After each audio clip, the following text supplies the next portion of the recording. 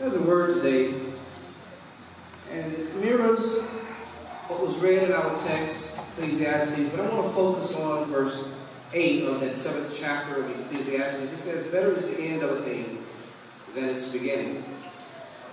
And if you were to look in the book of Job, you'd see something that is almost a direct quote from that particular passage, Job 8, verse 7, where Job's friend Bildad is speaking.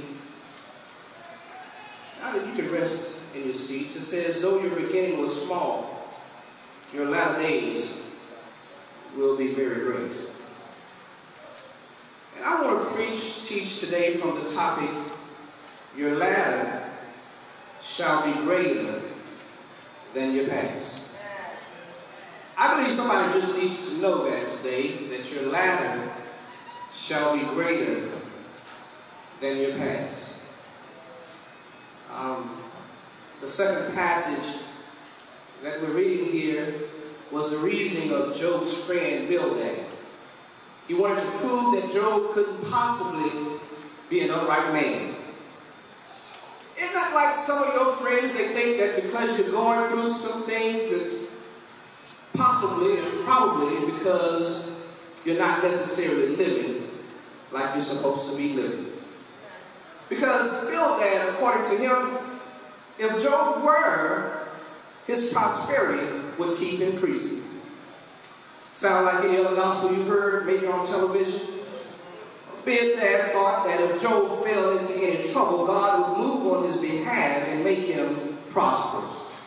And though his family was now all destroyed and his wealth scattered to the winds, yet if he were a godly man, God would surely show up, and his latter end would greatly increase. Now, Bildad was sincere. But like a lot of folk, I like to say, he was also sincerely wrong. That's why you got to be careful what you let folk tell you about what you're going through. So amen, somebody. Today, I'm not setting out to give you some false hope or some false sense of security. It's not my desire to give you a false sense of security at all, but I do want to encourage you, and I hope to help you understand how to look at what you have been dealing with or what you may have to go through. Let me shift gears to ask you a question. I realize that today's church is a New Age church. I mean, a lot of us are using Facebook and Twitter. I think I saw on television just the other day, 800 million and counting, 300 million and counting. This, however, is a question to ponder beyond Facebook and Twitter. In fact, if we don't answer this question for our lives, we have no direction. We're just passing time. I know if we're to be honest today, we admit that not only are some of us seemingly just passing time, not only do some of us have no direction, some of us are wondering, what is our purpose? Am I right about it? It got quiet, I think I was. I mean, has anybody ever gotten to a place in your life where you wonder, does my life really matter? What does it all mean? All of this energy and effort and studying, all of this hard work and all of this serving, is it really necessary? Is it making a difference at all? Truth be told, we find ourselves in this place at some point in our lives. We all ask these questions in some form or fashion. We ask why, or at least we're tempted to ask. We know we're living a good life. We try to do the right things. We're working hard to be good folks, trying to be good church members, good parents, and good students, and good Christians. And yet we still have bad things happen. And we want to know why. Am I talking to anybody? It's quiet today. I'll press my way nonetheless. I know it ain't easy, but if you think about it in life, it does seem that the end is better than the beginning. Think about it when you're traveling. Going back and forth, I traveled to Korea a few weeks ago, and I tell you what, I was glad to have gotten there because I was tired of being on the plane. Or when you're on the road with your family, I'm sure you found that the end of the trip is definitely better than the beginning. I know for me, it always feels good to make it home and see the skyline. I say, I'm almost there, even though I might have 30 minutes left to drive. those hours in the car, those hours on the plane are almost over. I've told folks, and some of you can attest, when soldiers deploy. You remember this, Boston, when you deploy? It sounds crazy, but starting on day one, start saying stuff like 364 and count, 364 and wake up. Oh, it makes sense. That's a year. Y'all know what I'm talking about, though. I got to Iraq, and the guy brought me over to his computer and said, look at this. And it had a puzzle. My puzzle hardly had one piece on it. His puzzle was almost finished. I said, that ain't right. But he was letting me know that his puzzle looked like Hawaii, and my puzzle was looking like Iraq. I said, that ain't right. But it's okay to begin thinking about coming home, but we can't get consumed with it.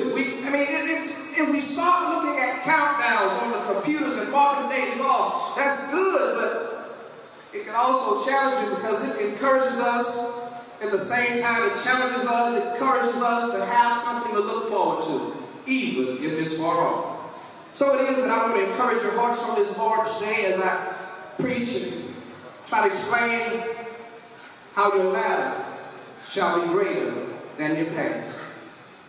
When I consider these texts, it reminds me about the days and the challenges that we often face. I believe even without knowing everyone's story, that we've all had some trying times. Think about it, our soldiers are still deployed and deploying.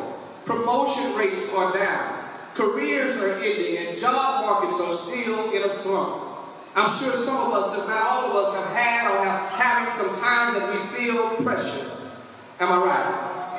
I'm talking about pressure. Has anyone ever paid attention to labels on some of the things that we use? I thought about Febreze. And stay with me, I'm going somewhere. Talking about like Pam. You know I like to grill. And then Resolve. That's almost another sermon. But listen to what some of them say. If I could see it, chapter middle, it would read, contents under pressure. Warning, do not puncture or incinerate. Do not throw in the fire. Most of them say if you keep on reading, keep out of reach of children, harmful to swallow. And doesn't that just summarize the situation that some of us are either going through or in our lives? I mean, many of us, if not all of us, are living under pressure. We're on the verge of an explosion, just a few degrees away from losing it. Somebody can't stand the heat but don't know how or simply can't get out of the kitchen. Hello, somebody. The pressures, the challenges, and the tragedies of life seem more than we can bear, more than we can handle. Slowly but surely, and bit by bit, many of us are living under pressure, wondering just how much can we take. Many of us ought to be wearing a sign right now saying, warning, stay away. Warning. I'm looking at some of you, danger approaching. Some of us ought to be wearing a sign, warning, keep out of reach of children. Yeah, I know I have some out there. Signs like this, life is just one thing after another. It just seems like one problem on top of another problem. Tell me if I'm right about it. If it ain't one thing, it's another. I know folk everywhere are trying to figure out how to handle what they can't seem to handle. Trying to figure out why every time they look around, there's trouble. But I came to tell you, your latter shall be greater than your past. But before I get too far, let me pause for a commercial break to inform you that when tough times come into your life, chances are you'll have those well-meaning, well-intentioned, nicely dressed, good-looking, church-going folk, but ill-informed folk. Those who are always ready and willing to give you advice, whether you want it or not. You do know that advice is, don't you? It's an opinion about what could or should be done about a situation or a problem. And you know, opinions are just like Foreheads. Everybody has one. And that's exactly what we're talking about. I was going to say. That's exactly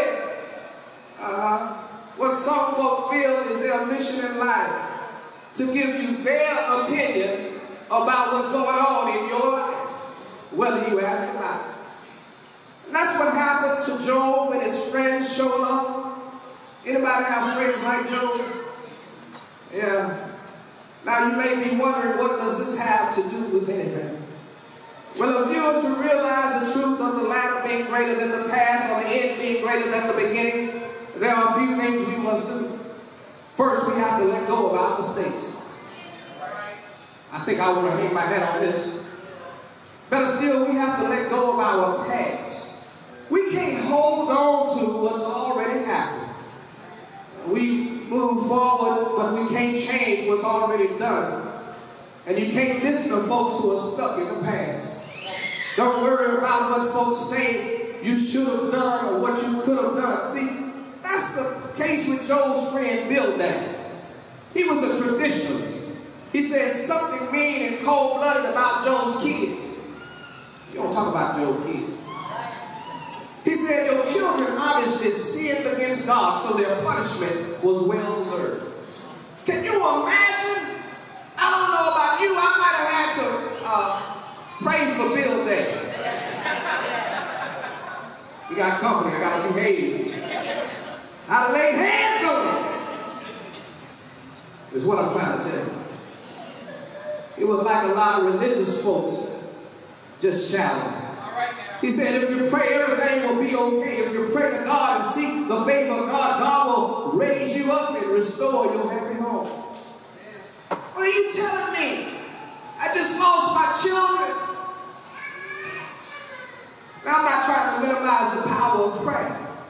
And I'm not suggesting that all church folk are shouting. But I am saying that I've been around long enough. I've lived through enough. And I know enough that there's a lot of folks that simply don't know anything more than their Sunday school lesson. And they often leave fellow believers with empty words without the power of the faith required to activate the prayers that they say they're going to pray. That's yet another sermon. See, certainly there's nothing wrong with looking to the past for some direction. But there's definitely something wrong with getting stuck in the past. There's nothing wrong with tradition, but there is definitely something wrong with traditionalism. If you're looking for meaning and direction and you listen to the Bildads, you'll find fault with those who are changing things and question the way things have always been done. I'm sure you've heard it said, if you keep doing what you've always done, you'll keep getting what you've always got. I'm putting my weight on this because this is where most of us get stuck in the past, dwelling on our mistakes. Think about it. Perhaps you're mindful of opportunities that you've missed or mistakes you've made. And I know regrets hurt. And often pain lingers. You may even question whether or not the end is really better than the beginning. Many of us say, I wish I could do this over. I wish I could turn back the hands of time. Or I'd love to fix this or that. I've heard it said that hindsight is 50-50. And I hear you, but I don't want you to go through it. I don't want you to get stuck in your past. I don't want to go through what I've already gone through again to get where I am now. Let me explain what I mean. I don't know about you, but I don't want to go back and live through my trials so God can make me stronger. I don't want to go through all of my struggles all over again. But rather I subscribe to what James said in the first chapter when he said, count it all joy when you fall into diverse temptations, knowing that the trying, the testing of your faith works patience. In other words, there's a reason for your trials. Brothers and sisters, God has used even the events of our past, even our failures and our mistakes, even our trials and tribulations to help grow us. If you think about it, the end is better than the beginning. So like Paul, we got to forget the past and press toward the prize of the high call, which is in Christ Jesus. We are freed from our past so we can let go of our mistakes. We can let go of our past. Secondly, we have to live in our hope. Some people look at the beginning and ask, will the end really be any better? Will tomorrow really be better than yesterday? After all I've been through, I can't imagine it not being better. It's going to get better. It's got to get better than what I've gone through. Am I talking to anybody today? Maybe you've been through some things and you're afraid of what tomorrow will bring. Maybe you're asking yourself, will I be able to stand under the pressure? Well, I remember, and I want you to remember that no matter how bad the beginning is, the end will be better. How can you know that, Pastor? Because the Bible says that your latter shall be better than your past. Can I lean on this for just a minute? If you wake up in the morning, some of you maybe who live in New Orleans, not Ever Beach. But if you wake up in the morning and the sun is behind the clouds, you see where I was going with that? Boy. You don't assume that the sun won't shine again, you just assume the clouds are away. Just the same, if you're in a dark period in your life, don't worry, the sun will shine again. Hear me when I tell you the end of the matter will be better than the beginning. Because God is still in control. Somebody ought to say amen. Remember what God promised Israel through the prophet Jeremiah? He said, I know the plans that I have for you, plans for good, not for disaster, to give you a future and a hope. God makes the same promise to you and to me. If you're in a dark moment or dreading the future, if you're in the midst of trying times, you can be encouraged in the promise and know that the end is better than the beginning. We have to let go of our mistakes. We have to live in our hope. Third and lastly, we have to look to our promise. Listen, we live in a microwave society.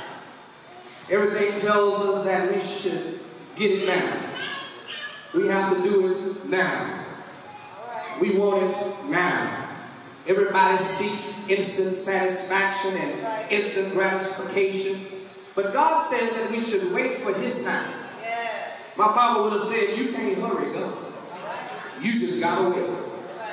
And maybe you heard it this way, He may not come when you want Him, but He's always right on time.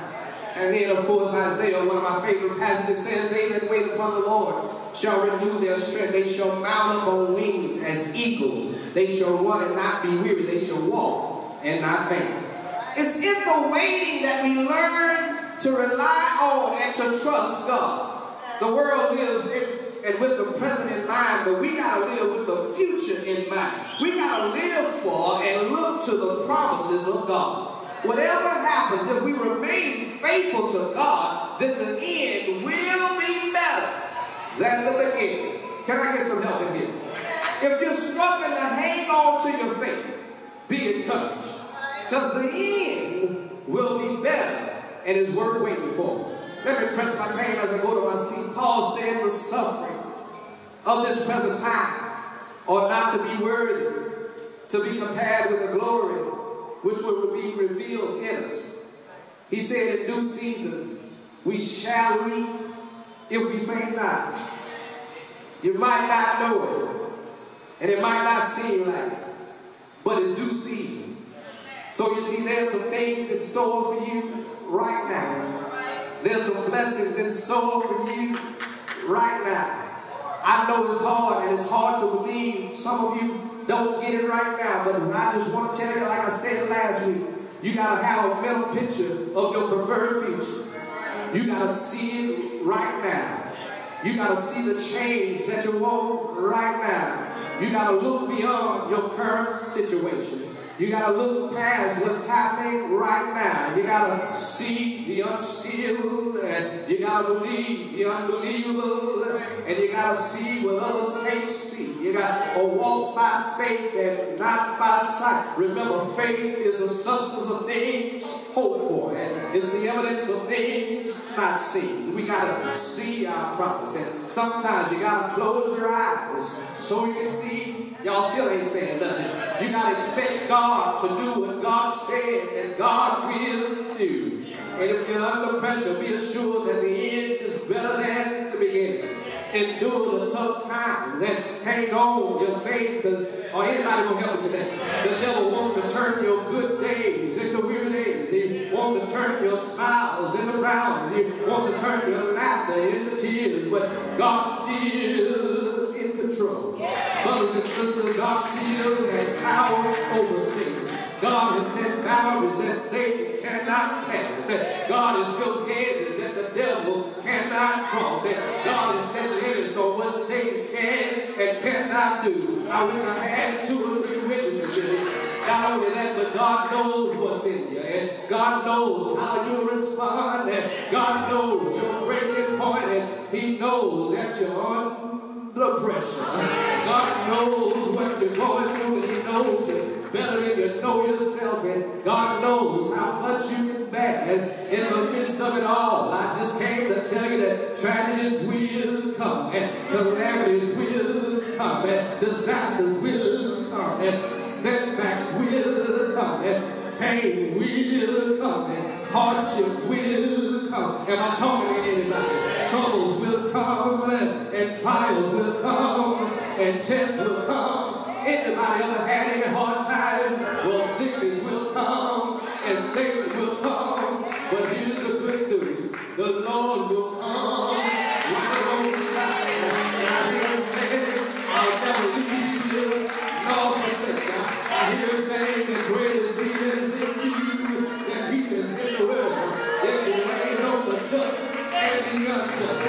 Trouble comes to the sinner and the saint. But remember, God will use your trials to make you strong. I said God can and God will. I know it ain't easy, but God stays you to come back. Instead of running to your problems, you ought to run to the Lord. Instead of complaining, we ought to give God praise. Instead of complaining, we ought to give God praise. Somebody go get it in a minute. Instead of complaining, we ought to give God praise. Y'all still ain't saying nothing. Instead of complaining, we ought to give God praise. Y'all still saying it. Instead of complaining, we ought to give God praise. Because all things work together for our good. We ought to stop telling God how big our problems are and tell our problems how big our God is. Instead of bending and breaking, we ought to stand still and see the salvation of the Lord. I just want you to know that your ladder shall be greater than your past. It may seem like at times that the walls are closing in all around you, like the world is crashing down on you. Perhaps you're wondering why must the righteous suffer? Be reminded that God has not forgotten. Be reminded that the end of a thing is better than the beginning. One songwriter said, I've learned how to lean and depend on Jesus. He's my friend and He's my guide. I've learned how to lean and depend on Jesus. For I found out if I trust Him, He will provide. When you tried the best you could, when you've given it all you've got, and there's nothing more to be done, you ought to wait till your change comes. Wait, I say, on the Lord, and be of good courage, and He shall strengthen your heart. Somebody's dream may have led them to a pit. Somebody's had more bad days than good days. Somebody's been waiting for a comeback. And I know still no change. Somebody's been waiting a long time and still no change. Somebody's been crying. Somebody's been praying and still no change. Somebody's been holding on. Haven't told anybody what's going on, but still no change. Somebody's been trusting and believing God, but you don't have much left. And you need to hear this today, because there's still no change. Well, I came to tell you that the God that we serve will give you peace right now. The God we serve will give you comfort right now. The God that we serve can help right now. Whatever life situation has placed you in, whatever corner you're backed up in, whatever wall you're backed up against, whatever the battle that you're facing, whatever struggle you're in, whatever you're trying to handle, God says, give it to me. I'm a heavy load share. God says, give it to me. I'm a problem share. Give it to me. I'm a burden bearer. Trouble in your mind, give it to me. I'm a mind regulator. Your heart's heavy, give it to me. I'm a heart fixer. Can I just tell you, I found it to be a bridge over troubled waters. I found it to be a way out of no way. A river in the deserts is a mighty battle axe in the time of the war. I found it to be, I'm just talking about me, I found it to be a friend to the friendless. Hope for the hopeless. He's help when I feel helpless. And my strength when I'm weak, he's my peace in the midst of the storm. That's how I know that the end is better than the beginning. Won't you turn to your neighbor and tell him your ladder shall be greater than your past. Shout with me, I can let go of my mistakes. Declare with me, I can live in my hope. Say it with me, I can look to my promise. Now praise God if you're glad about it. Tell somebody if you're glad about it. Let the redeemed of the Lord say so. It's gonna get better. It's gotta get better. It can't stay the way that it is. You want to know how I can be so certain? Because God has promised better days. He said no good thing will he withhold from those of us that love him. Jesus said we are promised abundant life. You might not know it, but you might be a praise away from your blessing.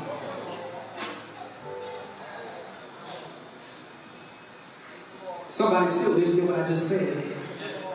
You might be a praise away from your blessing.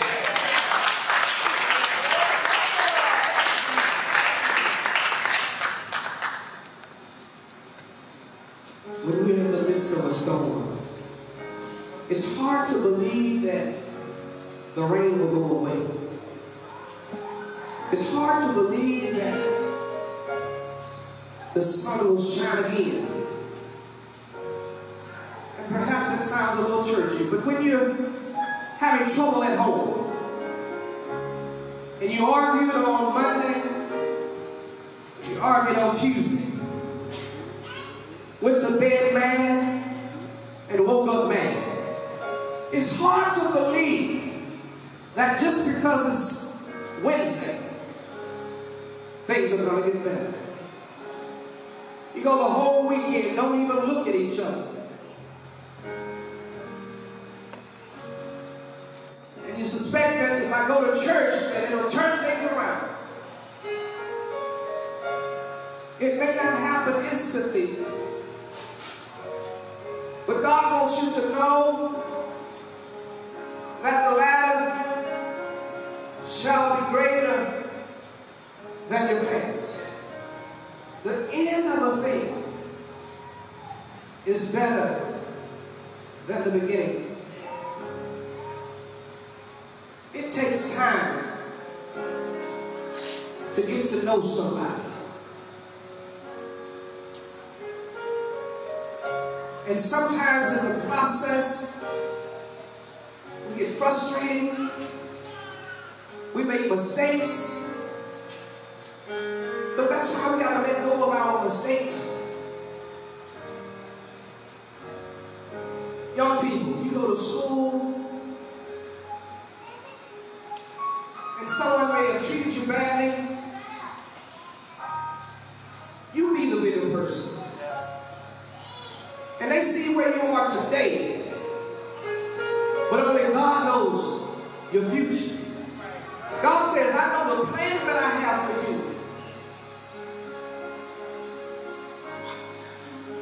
To us all.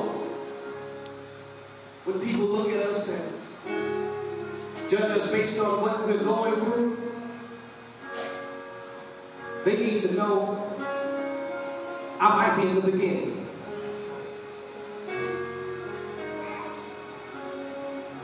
I might be at stage 1, stage 2, or stage 3 of the beginning. But you wonder why I hold my head high? You wonder why I'm smiling in the midst of my trouble? It's because I know that my latter shall be greater than my past. If that's your story, you want to give God praise and say it for yourself, that my latter shall be greater than my past. Maybe you're here today and you've really been struggling, just wondering why all of the trouble, why all of the storms.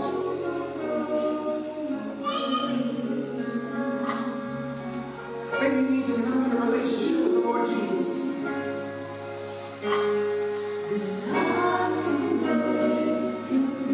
Don't miss this opportunity. You've already found out that you can't depend on your bill dance. As sincere as they may be sincerely wrong.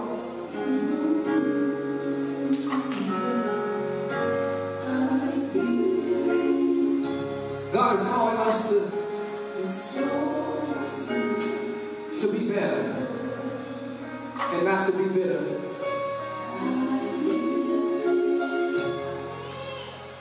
The ministers are coming, and we're inviting you to come.